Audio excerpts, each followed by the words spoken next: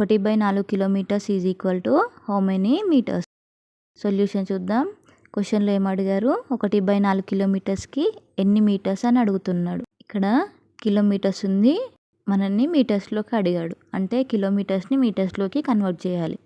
1 kilometre is equal to 1000 metres. 1 కిలోమీటర్కి 1000 మీటర్లు.